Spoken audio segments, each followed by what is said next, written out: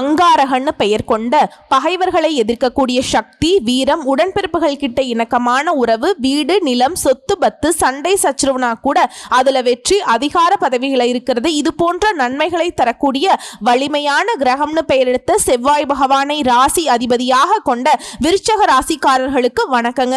பொதுவா உங்க அதிபதிங்கிறவர் சர்வ சாதாரணமா ஒவ்வொருத்தவங்களுக்கு ஏற்றத்தையும் கொண்டு வருவாரு, மாற்றத்தையும் கொண்டு வருவாரு. அதே போல அவருடைய வலிமைங்கிறது குறைவா இருந்துச்சுன்னா எப்பேற்பட்ட நல்ல நிலையில இருந்தாலும் அவங்க நடு தெருவுக்கு வரதுக்கு வாய்ப்புகள் அதிகம். சைலண்டா செவ்வாய் பகவான் பல விதங்கள்ல பிரச்சனை கொடுப்பார், கொஞ்சம் நஞ்சம் கிடையாது. சனீஸ்வர பகவானாவது நீங்க செய்யக்கூடிய நல்லதுக்கும் கெட்டதுக்கும் பார்த்து பலன்களை தரக்கூடியவர். இவரெல்லாம் பார்க்கவே மாட்டாருங்க. இவர் வீக்கா இருக்காரா, அப்பா நான் ரொம்ப வீக்கா இருக்கேன், உன்னோட சக்தியை ஃபுல்லா கொடு அப்படிங்கிற மாதிரி மற்ற கிரகங்கள் கொடுக்கக்கூடிய நன்மைகளை கூட இவர் சாப்பிட்டு முழுங்குற மாதிரி தான் பலன்களை சிக்கலா கொடுப்பாருங்க. சோ இப்படி இருக்கக்கூடிய பட்சத்துல விருச்சக ராசிக்கு இந்த செவ்வாய் பகவான் சாதகமா இருக்காரா? இப்ப இருக்கக்கூடிய நிலையில விருச்சக ராசிக்காரர்கள் யோசிக்கிறது ஒண்ணுதான், அப்படியெல்லாம் ஒண்ணும் கிடையாதுமா. இவர் சாதகமா இருந்திருந்தா நாங்க எவ்வளவோ நல்லா இருந்திருப்போம்ல. இப்ப யாரையும் எதிர்க்கக்கூடிய ஒரு சக்தி கூட இல்ல, ஏன் தெம்பே இல்லாம ஒரு மாதிரி மனசு சோர்ந்து போய் தான் இருக்கு, எங்களை சுத்தி என்ன நடக்குதுன்னு கூட எங்களுக்கு தெரியல, இப்படிதான் எங்களுக்கு இன்றைய நிலை இருக்கு. சோ அதை சரி செய்யக்கூடிய வகையில உங்களுடைய அதிபதி கைவிட்டாலும் பரவாயில்ல தம்பி, நான் உனக்கு இருக்கேன்னு சொல்லக்கூடிய அளவுக்கு குரு பகவான் பல்வேறு விதங்கள்ல அதிர்ஷ்ட வாய்ப்புகளையும் கொடுக்கிறாருங்க. அதே போல ஒரு சில இடங்கள்ல கவனமா இருக்கிறதுக்கான அறிவுரையும் கொடுக்கிறார். அப்படி என்ன இவர் உங்களுக்கு நல்லதை பண்ண போறார், இதோட நம்ம எந்த இடங்கள்ல கவனமா இருக்கணும், இதை தெரிஞ்சுக்கிட்டா போதும் நம்ம ஜெயிச்சிட்டோம் மாறான்னு சொல்ற மாதிரி விருச்சக ராசிக்காரங்க ஜெயிச்சிடலாம். என்ன ஒண்ணு நமக்கு சூதுவாது தெரியறது இல்ல, எவன் நல்லவன் எவன் கெட்டவன்னு தெரியறது இல்ல. பேசுறவனெல்லாம் நல்லவன், பேசாதவனெல்லாம் கெட்டவங்க மாதிரி நமக்குள்ளேயே ஒரு பிரம்ம. இதனாலேயே பல பேர் பல விதங்கள்ல உங்ககிட்ட நல்ல விதமா பேசுற மாதிரி இருந்து உங்களுக்கான குளிப்பறிக்கிற வேலையை அழகா பார்த்துட்டு போயிடுறாங்க.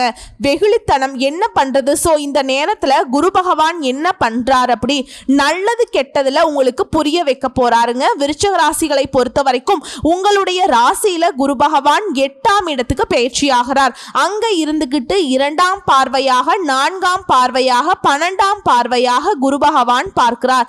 2ஆம் இடம் அப்படிங்கிறது குடும்பஸ்தானத்தை குறிக்கக்கூடிய இடம், 4ஆம் இடம் அப்படிங்கிறது மாத்ரு சுகஸ்தானத்தை குறிக்கும், 12ஆம் இடம் அப்படிங்கிறது ஐன ஜைன போகஸ்தானத்தை குறிக்கக்கூடிய இடம். சோ சுப விரய செலவுகள் அதிகமாகும். செலவு பண்ற அளவுக்கு என்கிட்ட வருமானம் இல்லமா, நீ சொல்றத பார்த்தாக்கா அப்ப நல்லதுதான், ஓகே தான், பட் கடன் வாங்கி பண்ற மாதிரி தான் நிலைமை வரும்னு நினைப்பீங்க. ஆனா அதற்கு தகுந்தாற் போல உங்களுடைய சுப செலவுக்கு தகுந்தாற் போல வருமானம் பல வழிகளில் உங்களை சேரும். நீங்களே புதிய தொழில் தொடங்குறீங்களோ, ஏதாவது ஒரு வகையில ஒரு நல்ல வேலை அமையும். இருக்கக்கூடிய வேலையை விட்டு அதிகமான சம்பளத்தோட வேலை அமையும். ஏதாவது ஒரு வகையில உங்களுக்கான பணம் சேரும். வீடு வாங்குவீங்க, மனை வாங்குவீங்க, வண்டி வாகனம் வாங்குவீங்க. அதற்கான வசதி வாய்ப்புகள் பெருகுது. சொத்து சேர்க்கை இருக்குது. குறிப்பா அதே போல 10ஆம் இடத்துல கேது பகவான் இருக்கிறார். இதனால தொழில மாற்றத்துக்கும் இடமாற்றம் செய்யறதுக்கும் வாய்ப்பு இருக்கு. ஒரு தொழில் பண்ணிட்டு இருக்கீங்களா, கூடுதலா இன்னொரு தொழில் செய்யற மாதிரியோ, இல்ல இந்த தொழிலை விட்டுட்டு வேற ஒரு தொழில் செய்யற மாதிரியோ, இல்ல தொழிலையே வேற இடத்துக்கு மாத்தக்கூடிய சூழ்நிலையே வரும். அதே போல தொழில நீண்ட காலமாக நீங்க திட்டமிட்ட சில அந்த கடையை மாத்தலாம், இல்ல வேற மாதிரி ஆல்ட்ரேஷன் பண்ணலாம், அந்த மாதிரி பணிகளை இப்ப மேற்கொள்வீங்க. தொழில பார்த்தாக்க ஒரு புதுமையை கொண்டு வருவீங்க. அதே போல ரொம்ப நாளா செய்யணும்னு நினைச்ச நீண்ட கால எண்ணங்கள், திட்டமிடல்கள் இப்ப செயல்படுத்த போறீங்க. சுப காரியங்கள் அதிகமா நடக்கும். குரு பகவான் 2ஆம் இடத்தை பார்க்கறதுனால தெளிவா இருக்க போறீங்க. சனி பகவான் 5ஆம் இடத்துல இருக்கார். இதனால குழந்தைகளுடைய கல்வி, வேலை, இதன் காரணமா அவங்க வெளிநாட்டுக்கு பயணம் மேற்கொள்வாங்க. அதே போல திருமணம் ஆகாத விருச்சக ராசி ஆண்கள் பெண்கள் இருக்கீங்கன்னா திருமணம் கைகூடி வரும். ஆல்ரெடி திருமணமாகி டிவோர்ஸ் ஆகி பிரிஞ்சவங்க கூட மறுமணத்திற்கான வாய்ப்பு அமையும். அதே போல விருச்சக ராசி தம்பதிகளாய் இருக்கீங்க, குழந்தை பாக்கியத்துக்காக காத்துக்கிட்டு இருக்கீங்க. போகாத கோயில் இல்ல, பண்ணாத பரிகாரம் இல்ல, எடுக்காத ட்ரீட்மெண்ட் இல்ல, அவங்க சொன்னாங்க இவங்க சொன்னாங்க நிறைய இடங்களுக்கு போயாச்சு, வருத்தப்பட்டாச்சு, விரதம் இருந்தாச்சு, எதுவும் பலனில்லைன்னு சொல்ற சொல்றவங்களுக்கு இந்த குரு பகவானுடைய பேச்சுங்கிறது குழந்தை பாக்கியம் கிடைக்கிறதுக்கான வாய்ப்பு கொடுக்கிறாருங்க. மதிப்பு மரியாதை குறிப்பா கிடைக்கும். சமுதாயத்துல பெயர் புகழ் மரியாதை எல்லாமே அதிகரிக்க போகுது. உங்க வார்த்தைக்கு மரியாதை கொடுப்பாங்க. உங்க உடன்பிறப்புகள் வழியில உங்களுக்கு இருக்கக்கூடிய பகை நீங்குது. யாருடா அது எங்களுடைய உடன்பிறப்பு மேல கை வச்சதுங்கிற மாதிரி. அதே போல பெற்றோர்களால ஆதாயம் உண்டு. குடும்பத்திலையுமே அடுத்தடுத்த நல்ல காரியங்கள் உங்களுடைய தலைமையில நடக்கும். நீங்க நினைச்சது எல்லாமே நடக்குங்க, பார்த்துக்கோங்க. அதே போல உத்தியோகம் தொழில் நல்லா இருக்கும். பணவரவு எல்லாம் ரொம்ப சீரா இருக்க போகுது.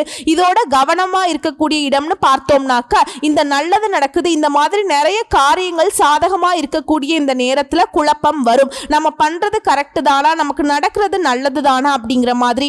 அதே போல பண விவகாரங்கள்ல யாரையுமே எக்காரணத்தை கொண்டும் விருச்சிக ராசி இன்னைக்குல என்னைக்கும் இல்ல கடைசி வரைக்கும் யாரையுமே நம்ப கூடாது. அது நம்ம பெத்தவங்களா இருக்கட்டும், நம்ம பெத்த பிள்ளைகளா இருக்கட்டும், கூட பிறந்தவங்களா இருக்கட்டும், யாராக இருந்தாலும் சரி கரெக்ட்னா கரெக்ட். பண விஷயத்துல விருச்சிக ராசி என்னைக்குமே கராரா இருக்கணும்.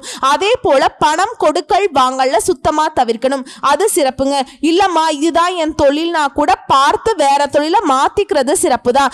ஏன்னா உங்ககிட்ட வாங்குற வரைக்கும் நல்லவங்களா இருப்பாங்க. உங்ககிட்ட வாங்கிட்டா அது திரும்ப வரதுங்கிறது உத்தரவாதம் கிடையாதுங்க.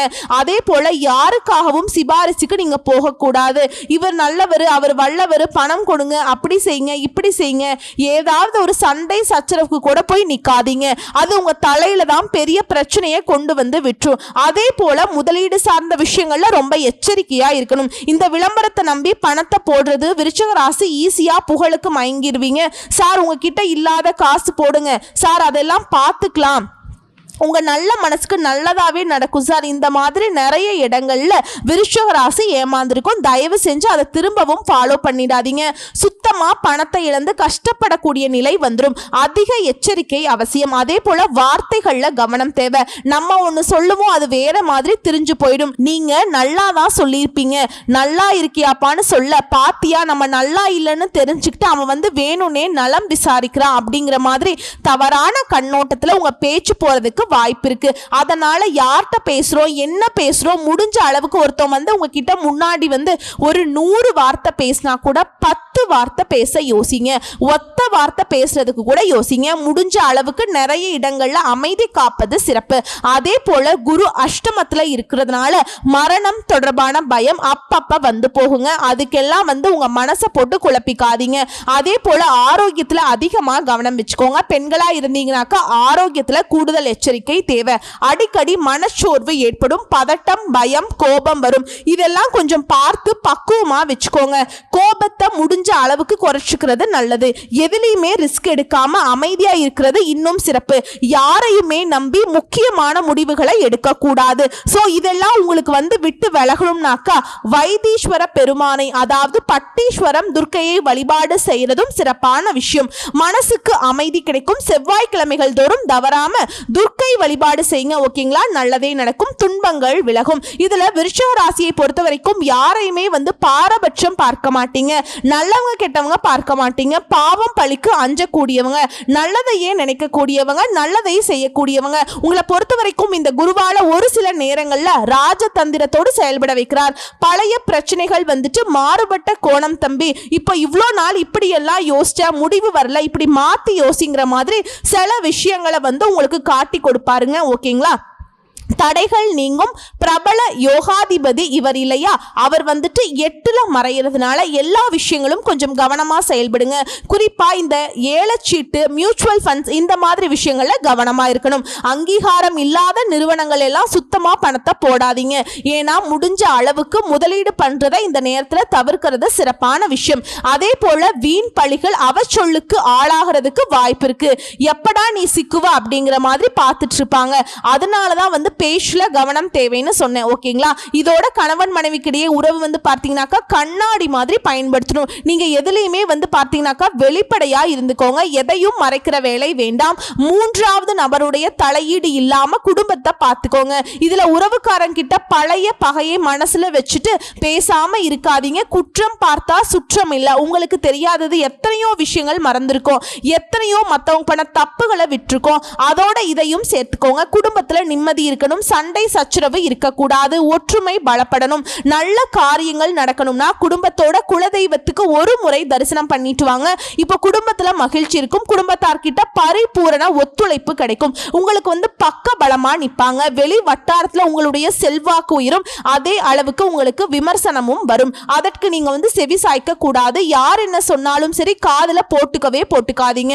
அடுத்து பண வரவை பொறுத்த வரைக்கும் எதிர்பார்த்தபடி பண வரவு இருக்கும். உறவுகளால் உங்களுக்கு இருக்கக்கூடிய சங்கடங்கள் நீங்குது. நல்லது நடக்கும். அத்தியாவசியமான பொருட்களை வீட்டுக்கு வாங்கி போடுவீங்க. வீடு பராமரிப்பு செலவு வரும். பழைய சொத்தை வித்துட்டு புதுசா சொத்து வாங்கக்கூடிய வாய்ப்பு இருக்கு. புதுசா வண்டி வாகனம் வாங்குவீங்க. உடல் சோர்வு, வீண் அலைச்சல், டென்ஷன் இது எல்லாமே இத்தனை நாளா எப்பவுமே இருந்துட்டு இருந்திருக்கும். ஆனா அதெல்லாம் இப்ப விலக போகுதுங்க. தாய் வழி சொத்து கைக்கு வரும். அரசியல்வாதிகள் பரபரப்பா இருக்க போறீங்க. நீங்க எதிர்பார்த்தபடி பதவி கிடைக்கும். திடீர் பணவரவு, திடீர் பயணங்கள் கூடி வரும். அதன் மூலம் ஆதாயம் இருக்கும். அரசு வழக்குகள் சம்பந்தப்பட்ட விஷயங்கள்ல அலட்சியம் வேணாங்க. அது என்ன ஏதுங்கிறத பார்த்து பக்குவமா பண்ணிக்கோங்க. திட்டமிட்டு செயல்பட்டுக்கோங்க. ஆளுமை திறன் அதிகமாகும். தொட்டதெல்லாம் வெற்றி அடையும். மறைமுக எதிர்ப்பு ஒளிஞ்சு போகுது. இதோட மனசுல ஒரு மாதிரி குமுறல் வரும். ஆதங்கம் இருக்கும். அந்த மாதிரி விஷயங்களை வெளிப்படையா பேசாம இருக்கிறது, பொறுமையா இருக்கிறது நல்லது. தூக்கமின்மை விலகுது. குறிப்பா வீட்டுல அடுத்தடுத்த சுப செலவுகள் சேரும். இதோட குடும்பத்துடைய அந்தரங்க விஷயங்களை வெளியே சொல்லாம இருக்கணும். அதை பார்த்துக்கோங்க. என்னதான் நெருங்கிய சொந்தமாவே இருந்தாலும் சரி வீட்டுல இருக்கக்கூடிய விஷயத்த சொல்லாதீங்க. அடுத்ததா வீடு கட்டி கிரக பிரவேசம் செய்யறதுக்கு வாய்ப்பு இருக்கு. பிள்ளைகளுக்கு நல்ல வேலை கிடைக்கும். அவங்களுடைய திருமணத்தை சிறப்பா நடத்த போறீங்க. புகழ், கௌரவம், உயர் பதவிகள் எல்லாமே சேருங்க. பயணங்கள் கூட உங்களுக்கு வெற்றியை கொடுக்கும். வரவேண்டிய பணம் கைக்கு வரும். பிள்ளைகளுக்குமே நல்ல நிறுவனத்துல வேலை கிடைக்கும். அதே போல விஐபிகளுடைய நட்பு கிடைக்கும். பேச்சுல உங்களுக்கு ஒரு கம்பீரம் இருக்கும். வண்டி வாகனத்தை மாத்துவீங்க. உடல் நலம் சிறப்பா இருக்கும். அடுத்த வியாபாரம் பார்க்கறவங்க பற்று வரவு உயரப்போகுது. விளம்பர யுக்திகளை அழகா பயன்படுத்தி வாடிக்கையாளர்களுடைய எண்ணிக்கையை அதிகப்படுத்த போறீங்க. கூட்டுத்தொழில புதிய ஒப்பந்தங்கள் கையெழுத்தாகும். அதே போல அரசாங்க சம்பந்தப்பட்ட ஏதாவது வரிகள் பாக்கி இருந்துச்சுனாக்க பார்த்து பக்குவமா கட்டிட்டு விட்டுங்க. ஏன்னா எதிரிகள் உங்களுக்கு அதிகம். அதே போல புதிய ஒப்பந்தங்கள் கையெழுத்தாகும். உத்தியோக பணிகளை பொறுத்த வரைக்கும் உங்களுடைய திறமைக்கு அங்கீகாரம் கிடைக்கும். மேல் அதிகாரிகள் உங்களுக்கு நெருக்கமாவாங்க. அவங்க கிட்ட அதிகம் உரிமை எடுத்துக்காதீங்க. எதை பேசினாலும் சரி யோசிச்சு, எதை செஞ்சாலும் சரி யோசிச்சு திட்டமிட்டு செயல்படணும். அதே போல கணினி துறைகளில் இருப்பவர்களுக்கு எதிர்பார்த்த சலுகைகள் கிடைக்கும். கலைஞர்களுக்கு திறமைக்கு அங்கீகாரம் கிடைக்கும். ஒட்டுமொத்த இந்த குரு பெயர்ச்சி விருச்சிக ராசிக்கு விரக்தியில் இருந்த விருச்சிக ராசிக்காரங்களை என்னடா வாழ்க்கை இது போடா அப்படிங்கிற மாதிரி வாழ்ந்த உங்களுக்கு பரவாயில்ல, ஏதோ நாமளும் வாழலாம் போல, இப்பதான் நமக்கு வாழ்க்கையில ஒரு பிடிமானம் கிடைச்சிருக்கு அப்படிங்கிற அளவுக்கு குரு பகவான் உங்களுக்கு ஒரு வெளிச்சத்தை கொடுப்பாருங்க.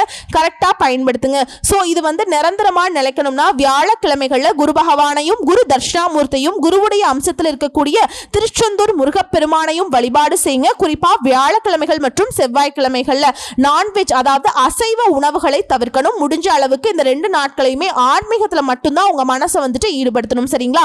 இதோட காது கேட்காதவங்க, உடல் ஊனமுற்றவங்க, அதே போல வாழ்வாதாரத்துக்கு கஷ்டப்படக்கூடிய ஏழை எளிய மக்களுக்கு படிப்புக்கு உதவி பண்றது, இந்த மாதிரி உங்களால முடிஞ்ச உதவிகளை மற்றவங்களுக்கு செய்யுங்க.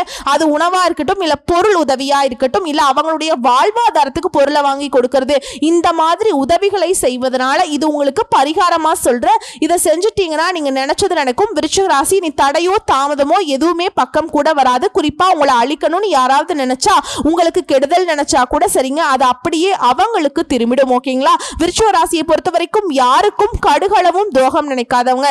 இத்தனை நாளா நீங்க பட்ட கஷ்டங்கள் பார்த்தீங்கன்னாக்கா கடவுள் உங்களுக்கு கொடுத்த சோதனைகள் தான். சோ குரு பெயர்ச்சி அதுக்கு ஒரு மாற்றம் இருந்தா சோதனைகள் எல்லாமே உங்களுக்கு சாதனைகளாகவும் கஷ்டங்கள் எல்லாமே சந்தோஷமாகவும் மாறப்போகுது. வாழ்த்துக்கள்ங்க. நல்லா இருக்க போறீங்க. நன்றி, வணக்கம்.